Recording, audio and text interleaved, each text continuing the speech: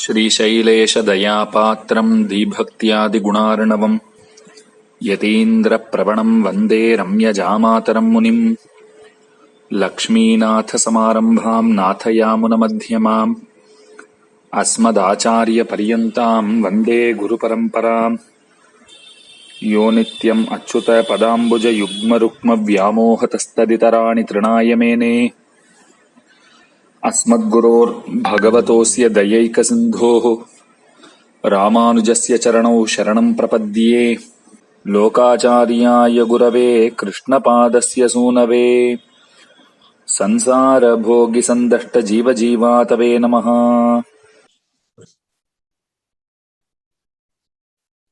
श्रीशैलेशदयापात्रम् धीभक्त्यादिगुणार्णवम् यतीन्द्रप्रवणम् वन्दे रम्यजामातरम् मुनिम् यो नित्यमच्युतपदाम्बुजयुग्मरुक्मव्यामोहतस्तदितराणि तृणाय मेने अस्मद्गुरोर्भगवतोऽस्य दयैकसिन्धोः रामानुजस्य चरणौ शरणम् प्रपद्ये लोकाचार्याय गुरवे कृष्णपादस्य सूनवे संसारभोगिसन्दष्टजीवजीवातवे नमः. We continue with the exposition of the first sutra of the Dvaya Prakaranam, which, as was put in the chat window, explains the extremely essential qualities that a true Shri Vaishnava has to possess. So nowadays we have to give adjectives like true Shri Vaishnava, because Shri Vaishnava is essentially nowadays defined by the external appearance alone rather than the internal aspect. Because in the works of our Purvacharyas, there are certain statements which say ये कंठलग्न तुलसी नलिनाक्षमालाः ये बाहुमूल परिचिह्नित शंखचक्राः ये वा ललाटफलके रसदूर्ध्वपुण्ड्राः ते वैष्णवाः भुवनम् आशु पवित्रयन्ति. This is only the bahya lakshana that is specifically mentioned. That is those who ye kantalagda tulasi mala and the lotus beads they have on their around their neck. Ye bahumula parichinnita shankachakraha, those who have the samashayana, that is the shankachakrankana, and then yeva lalata palake rasad urdhva pundraha te vaishnavaha bhora mashu pavitrayanti. This is the bahya lakshana or the external features of a Shri Vaishnava, which essentially the external features should be in such a way that they should reflect the internal features. But unfortunately today, due to the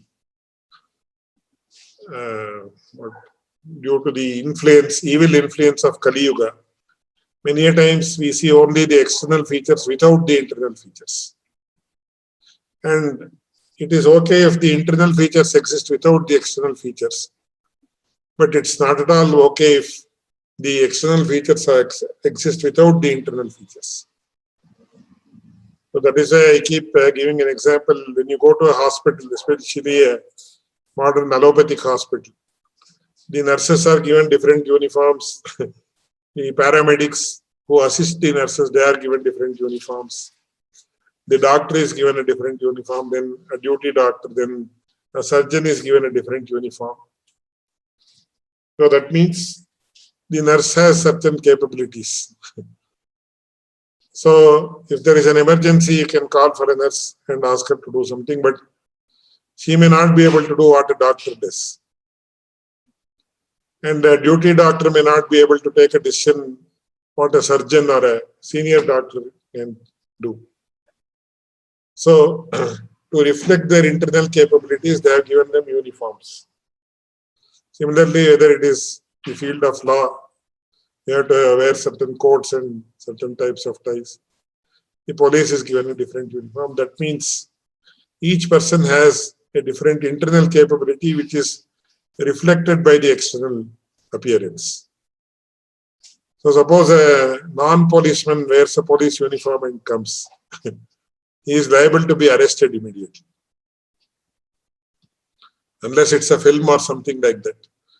If I don the uniform of a police and proclaim myself to a police without being in the police department, I can be arrested and put behind bars immediately. But in the field of religion, this is one of the problems. That it is a religion, or we can say even spiritual field. So whether the person is really endowed with the internal capability or not, this is very difficult to understand. That is why Pilladokacharya has in this context enumerated all the qualities that a Vaishnava, true Vaishnava, that's why I said a Sri Vaishnava, but nowadays, since there is a lot of difference between appearances and they say there is a saying in English, appearances are deceptive. So sometimes they can deceive us also. So Pilladokacharya knew about these things. That is why he has specifically, though this Daya Prakarana is not directly related to this aspect, he has made it a point so to mention the essential aspects of a Sri Vaishnava. So among the things what we studied earlier, இப்படி இருக்கும் ஸ்ரீ வைஷ்ணவர்கள் ஏத்தமறிந்திருக்கையாவது கீழ் சொன்னை வாகாரங்கள் எல்லாம் உடையனாயிருக்கும் ஸ்ரீ வைஷ்ணவர்களைக் கண்டால் இந்த இடத்திலே தாமரை பூ போலே இந்த விபூதியிலே இங்கனேயும் சிலர் உண்டாவதே என்று அவர்கள் வைபவத்தை அறிந்து அவர்கள் அளவில் பிரீத்தியுக்தனாயிருக்கை கீழ் சொன்னவையெல்லாம் உண்டானாலும் உண்டாக வரிதாயிருப்பதோ அருதாயிருப்பத்தோன்னிரே இது அருதாயிருப்பதோன்னி அன்றிரே இது. So what does this mention? Having known or understood or further realized that there are some Sri Vaishnavas who conform to the above aspects. A true Sri Vaishnava has to Sri Vaishnavர்கள் ஏத்தம் அறிந்து, having known their greatness, having known their speciality, having known their devotedness. That means who conform to all the characteristics that were mentioned so far. So he has to understand them and realize that this Sri Vaishnava is verily like this. And then have affection, have love for such a person. So enjoying the greatness of those Sri Vaishnavas who have the qualities mentioned above. Not only enjoying, appreciating, and also having respect. Of course, enjoying is one term which they have given there. Not only enjoying, also appreciating and also having great respect for them. So when you have great respect and love for such a person, then you automatically engage in their service. That's what I was mentioning in the previous class. Because when Lakshmana introduces Rama, he says, he is asyaham avaro brata gunairdasya upagataha. So he says, I have become his servant because of my appreciation for his divine qualities.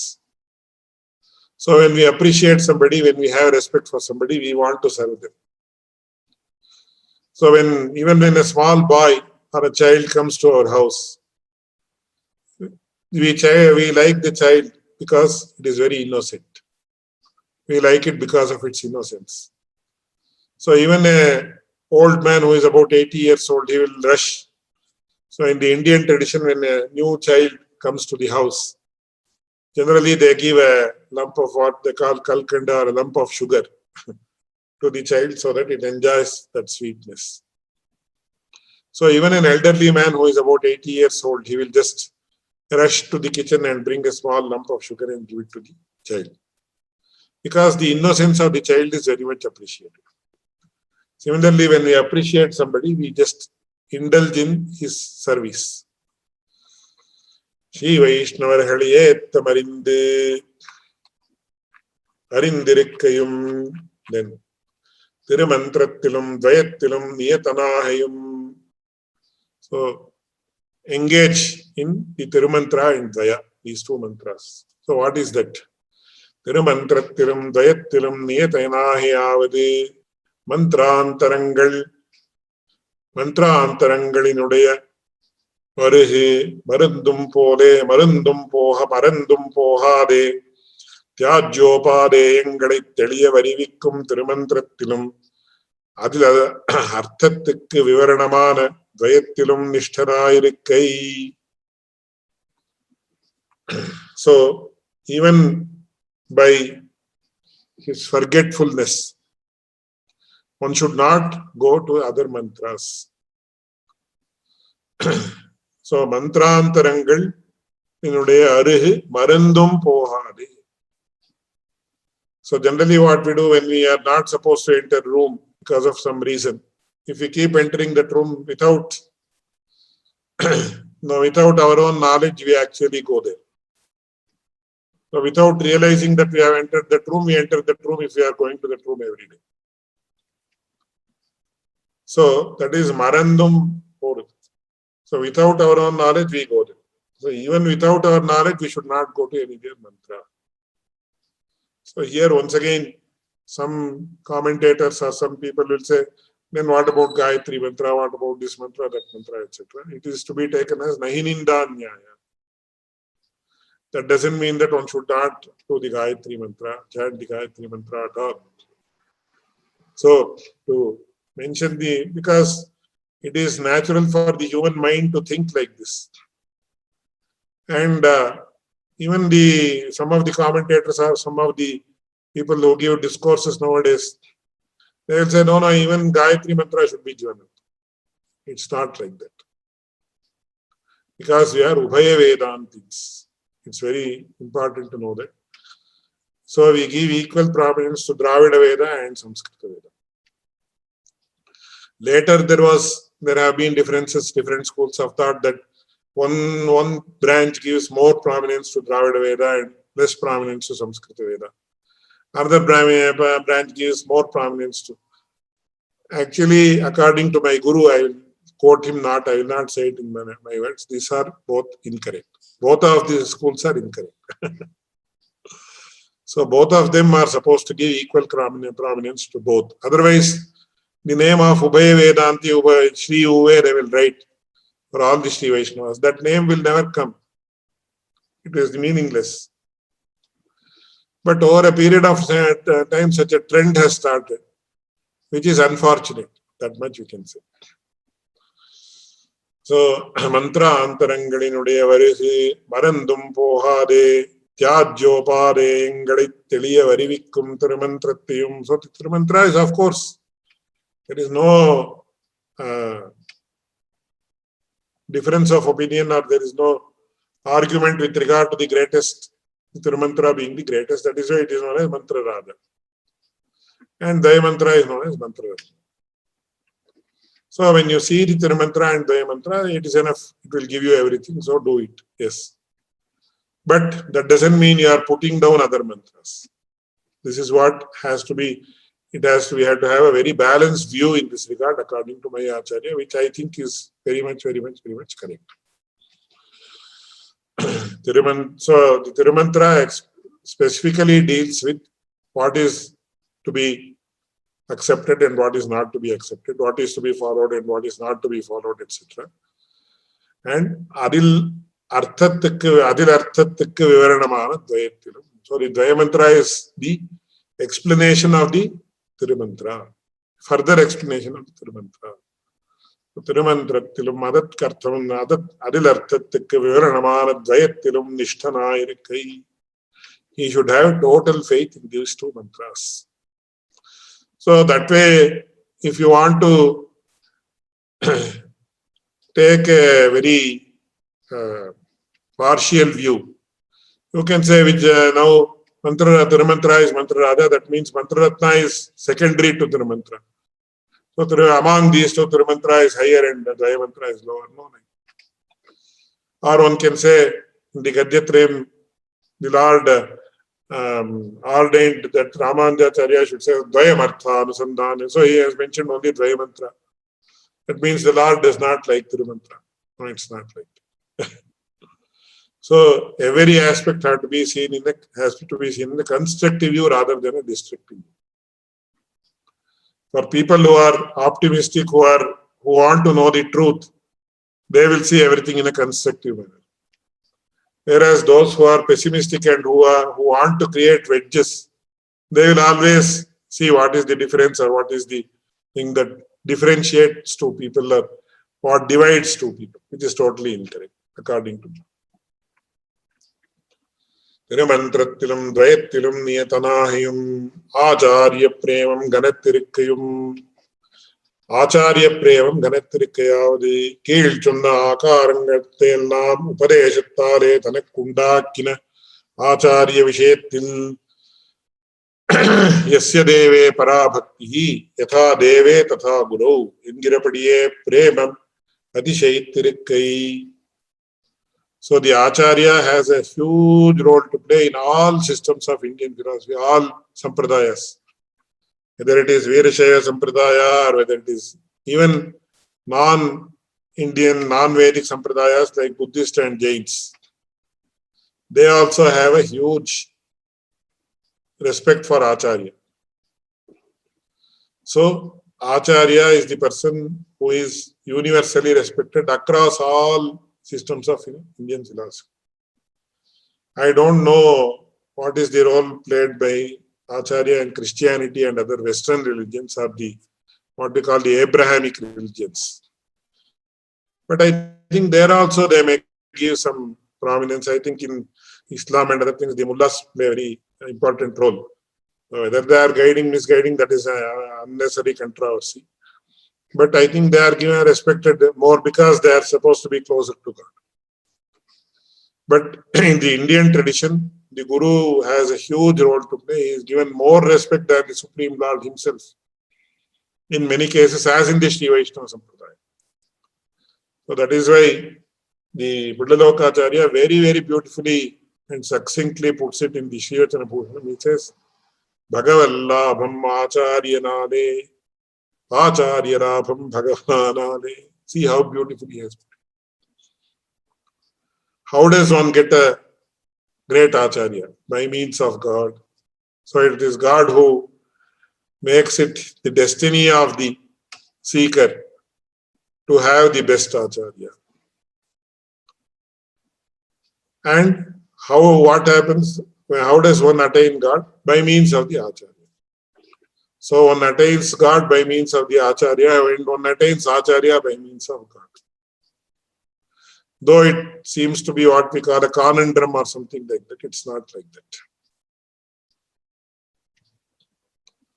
So both are correct because it is said that even in the Adyatve Hanumat Samena Guruna Prakhyapitartha, it is the Lord who actually sends the Acharya to engage and liberate the Jivatma. And the Acharya in turn takes the Jivatma to the Supreme Lord. So Acharya has to very, very, very important role. That is why I keep explaining this, but it has to be explained in very great detail. What is the Lakshana of an Acharya? So it is said that Achinoti hi shastrani acharye sthapayatyapi swayam acharate yasmat tasmad acharya uchyate. This has to be explained over 1.5 hours or 2 hours. Because Achinoti hi, very simply we can say Achinoti hi shastrani or Shastra Artham, there are 2 readings. He explains the meanings of the Shastras. So what does Shastra mean? What is it? How he explains the meaning? That has to be explained in great detail. Then Acharya Sthapayatyapi. One who makes the disciple follow all the Acharas very correctly. So what does Achara mean? It's a huge, huge thing. Because Achara is defined as Panchendriyasya Dehasya Buddhescha Manasastata Dravya Desha Kriyanancha Shuddhir Achara Ishyate. So last Sunday, I was giving a discourse on Dharma Shastra. to there is a Vidya Bharati, SVBF, Vidya Bharati Foundation in US. So I am giving a lecture once in a month on Dharma Shastra. So I have explained the concept of Achara in great detail in that lecture, and I think it's available on YouTube. You can just, I can even share that website with you. It is SVBF, Sringeri Vidya Bharati Foundation. So I don't want to repeat that, although in the Sri Vaishnava context it is more special, but there I have mentioned it in a generic context. So if you are interested, if anybody is interested, you can follow that lecture. And where I have explained what is Shuddhi Acharishti, what is purity, purity of the mind, purity of the body, purity of the 5 sense organs, 5 motor organs.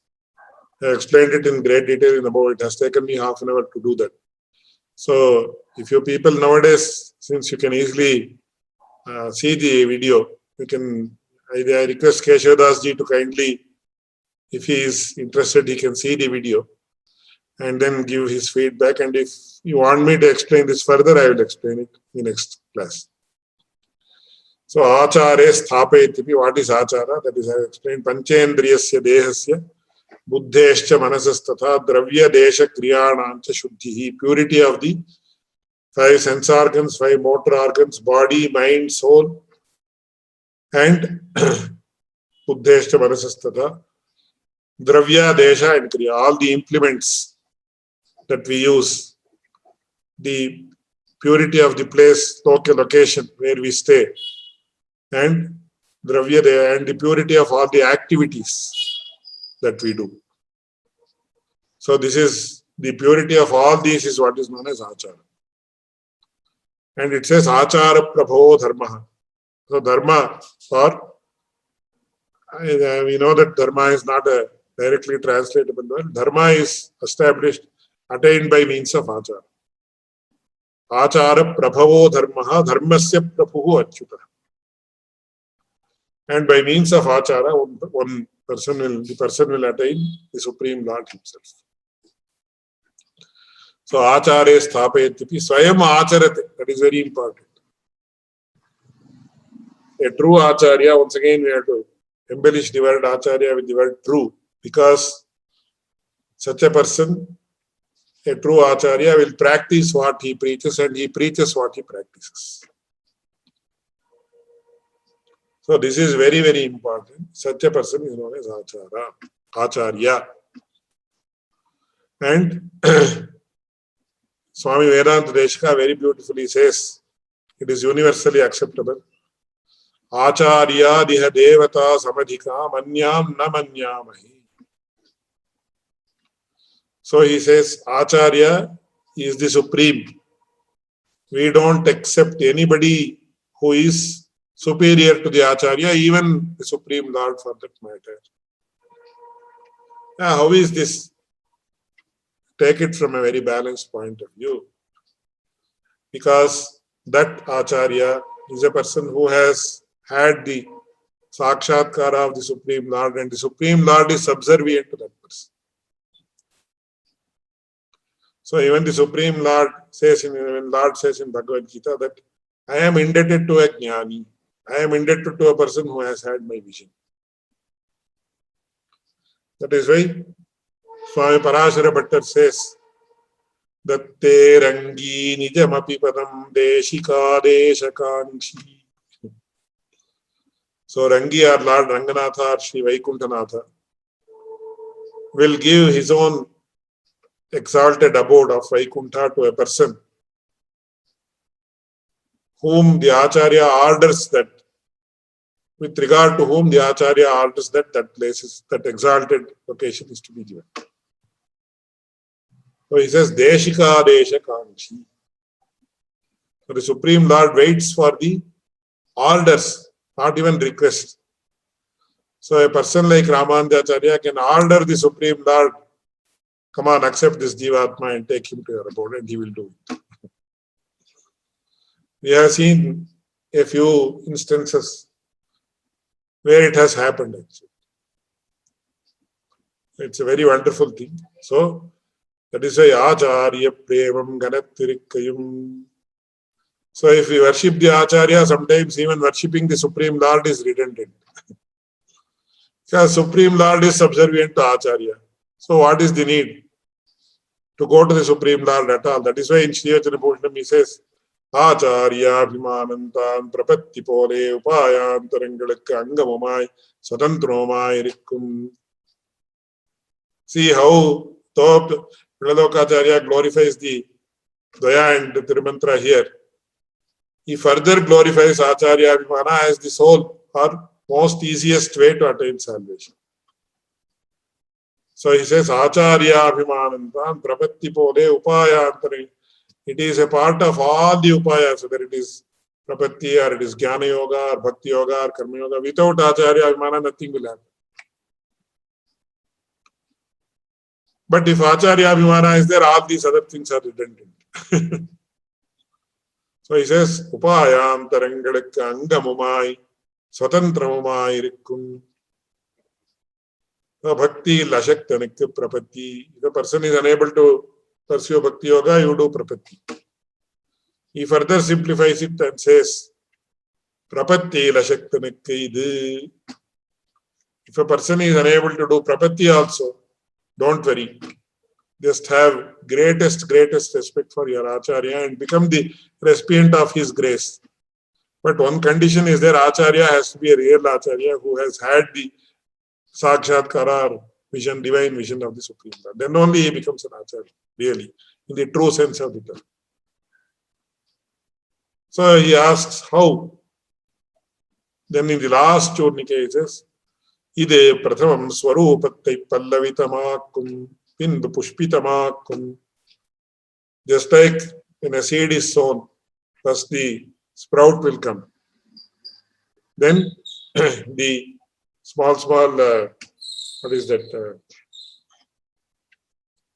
So it will start, what is that? Pallavas, what is that? Sprouts.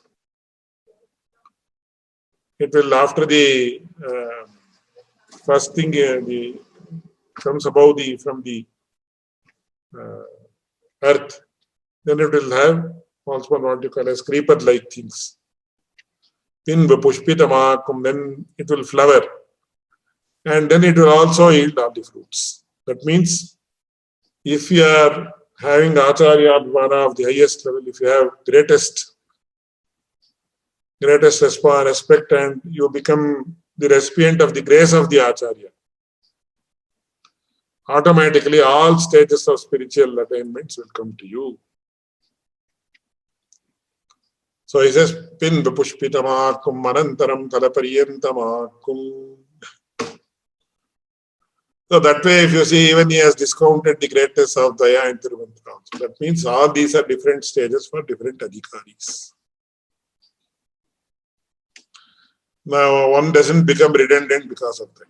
If you have Acharya Abhimana, if you have Acharya Bhakti, and also if you have Prapatti, and also if you are engaged in the Tirumantra and Daya, is it wrong? No. Ultimately, all these have the same aim in mind, objective in mind, that is liberation.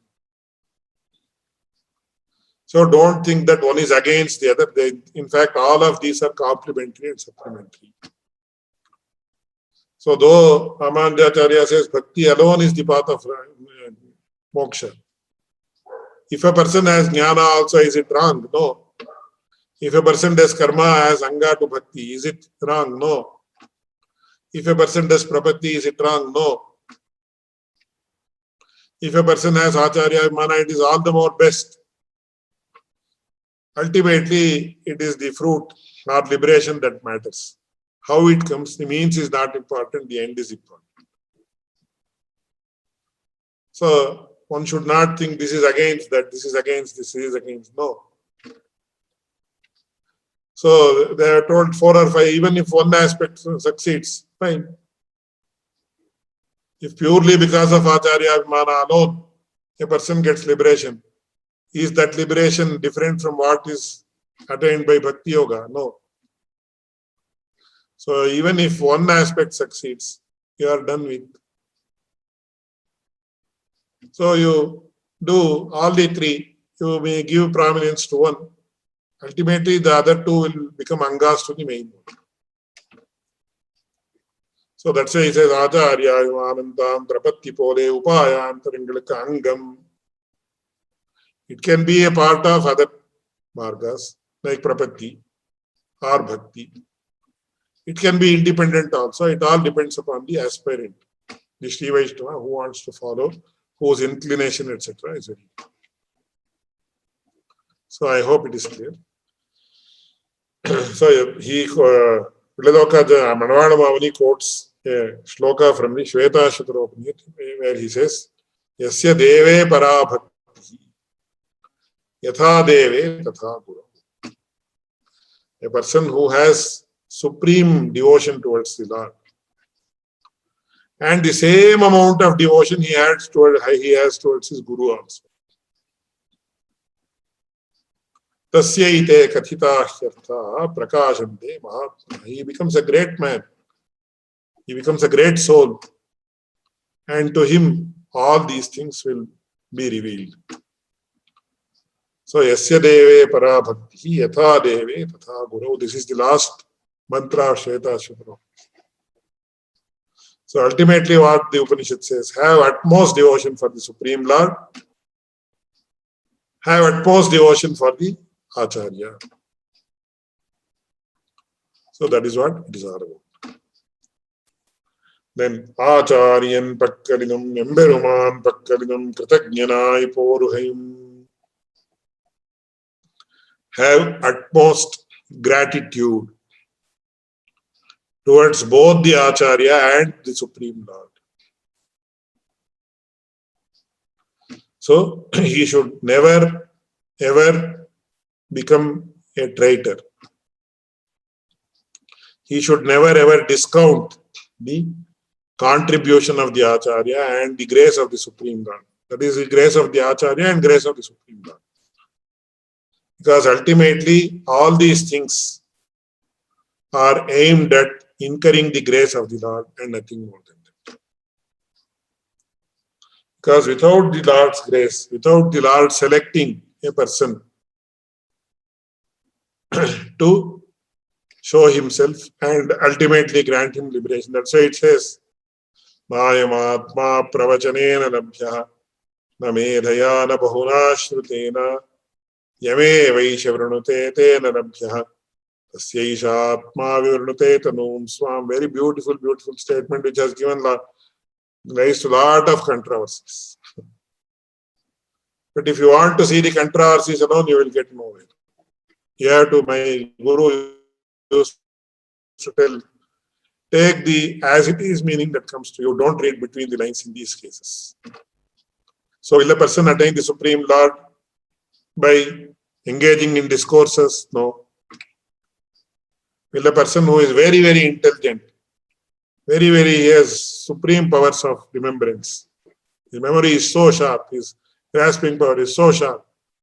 Will he attain the Supreme Lord by that? Na me dhaya, no. Sir, this person has studied 1,000 books, he is a walking encyclopedia. By that will he attain the Supreme Lord? No. Then what is the single means? The single means to obtain the Supreme Lord is becoming the recipient of His grace and being selected by Him. A person who is selected by the Supreme Lord for bestowing liberation on that person, he will attain moksha. So all these things are indirectly only a means to incur the grace of the Supreme Lord. Ultimately, phanamata upapatte, that's what Brahma Sutra says. Whether it is the fruits of our earlier laukika karmas or ordinary karmas, deeds, or it is the supreme moksha that a person can attain, all of these fruits occur on account of or by the sweet will of the Supreme Lord only and nothing else. So you have to be very, very grateful. You have to have utmost gratitude towards your Acharya and towards the Supreme Lord. Acharyan Pakkalidam Emberuman Pakkalidam Kritagyanai Poruhiyavadi. நித்திய சம்சாரியான தன்னை நித்திய சூரிகள் பெரும் பேற்றுக்கு அருகனாம்படி இரும்பை பொன்னாக்குவாரைப் போலே திருத்தின ஆச்சாரியன் பக்கலிலும் அத்வேஷாரிகளை விடைத்துக் கொண்டு வந்து ஆச்சாரிய விஷயத்தோடே சேர்த்த எம்பெருமான் பக்கலிலும் உபகார ஸ்மிருதியை உடையனாய் போருகை. So here the great Panavala Mamuni has once again used a little bit controversial term. Nitya samsaryana tannai. So there is a huge debate in the Shastras whether there exist Nitya samsaris or not. So I will explain that in the next class because it has to be dealt with at length. And whether Nitya samsaris are there or not. For example, Nammalvar is said to have been like a Nitya samsari, to whom the Lord, due to his immaculate grace, causeless grace, granted everything, including moksha. So there is once again some controversial issue with regard to whether Nitya samsaris, that is eternal samsaris, exist or not. We should mainly be using Tira mantra and Dvaya mantra for all things. Yes. We've seen that Deshika Sampradaya or section of Sri Vaishnava Sampradaya, they're also giving importance to a mantra for Sri Devi, Panchakshara Sri mantra. But we don't see any Rahasya Grantha about this. We don't see any about this mantra. But No, the Rahasya Granthas, as far as I know, they do not talk about any other mantras. So, because they are having their single-minded devotion towards these three mantras. It is a Rahasya Trayas and we call it Rahasya Traya. So, of course, Shri Mantra and other mantras have some as their aims, even worldly attainments like prosperity, material prosperity, etc. Right? Because Goddess Lakshmi is a mother. Mother wants her children to be prosperous in this life also. That is why in the Lakshmi Ashtotra, it was pointed out by the great Rangapriya Swamiji, under whom I had the privilege to learn several things. So, Daridrya Dvamsini Devi, it is mentioned, and in another place it is Daridrya Harini. So, in the Lakshmi Ashtotra, the Ashtotra Shatanama Stotra of Lakshmi, it is mentioned twice, Daridrya Harini and Daridrya Nashini. Why repetition? The answer is, she will take away the material,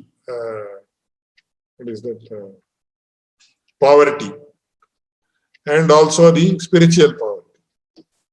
So she will rid us of our material poverty also. Even the Supreme Lord, if a great devotee is interested in worldly attainments, he will give that also. He is said to give that also. It may not be true in case of all persons. Because whether we qualify ourselves to be devotees of the Lord according to the Lord, that's a different question. I may think I am the greatest devotee on earth, but whether the Lord bestows that honorific on me, that I don't know. But a real devotee will never say I am the true devotee, because he realizes that he doesn't have devotion, or his devotion is never up to the mark. So that is why we see all the Advars tell, no, I don't know, I have done nothing to attain your grace, whereas you have been so great, so magnanimous to have showered your grace on me. So it's like that. So what I wanted to start to say was, in the case of Dhruva, so as soon as he had the vision of the Lord, he said, I want moksha. But the Lord said, no, the premise on which you start, the pretext for you to come to the forest and perform penance and meditate upon me was because you were driven out by from your kingdom, or your stepmother didn't want you to sit on your father's lap. So, and also that you were not allowed to be the heir apparent. So to overcome that misery, you came to me. On that pretext, you came to me. But now you are asking for moksha. I will grant you both. So he is so magnanimous. He was so magnanimous to Dhruva. So whether he is magnanimous to people like us or not, it is his discretion. We don't know.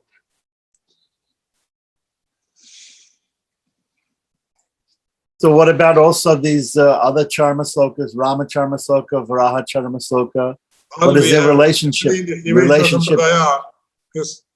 All the three charma shlokas are taught during Samashanam. They are given as Upadesha. And you see, it is more and more very, very effective and very more explanatory and more descriptive than each. So he says, Sakradeva Prapannaya Tavasmiti Chayajita. He says, even once, if he says, I belong to you, then he says, I will accept him. That aspect is not very clear in the Krishna Charma Shloka. He says, you actually give up all the dharmas and surrender unto me, I will rid you of all these things. But the focus of Ram Charma Shloka is Sakradeva Prapannaya. Even if you have that sense of surrender unto me only even once, and also you say Tavasmiti Chayajana. This aspect is very important in Ram Charma Shloka. Where he says, if you say I belong to you, then definitely I will accept you. That aspect is not clearly delineated in the Krishna Charma Shloka. Then in Varaha Charma Shloka, once again it is further delineated. You need not think about me when you are dying because it's not in your hands. So even if you have remembered me when you are hale and healthy, then I will take care of you. I'll remember you when you are about to leave the body, and I'll lead you to the divine abode. So see how it's a progress. In a way, it's a progression, but we have the Varaha Charma Shloka first, then we have the Rama Charma Shloka, then we have the Krishna Charma Shloka. If you see the chronology. So you may go in the ascending order. So see, ultimately, all these things, it is to get the samskara and immerse ourselves in the experience or in the bhakti of the Lord. So if that happens, then all this is meaningful. If that doesn't happen and people engage in debates alone or something, it doesn't mean that, it means that it is useless. But see how profound it is and how nice it is. That beauty of these things have to be enjoyed. Yes, Abhay Pradhan sir, very beautiful. Thank you. Achedramam jetyesha chaturakshari kamavastham prapadyante jantavo hantamadrisha punyam bodhi vikasaya papadvan takshayaya cha Shriman avirabhut bhumau raman jadivakaraha trinikrita virincha nirankusha vibhutayaha Ramandya Padambodhi Samashena Shalinaha.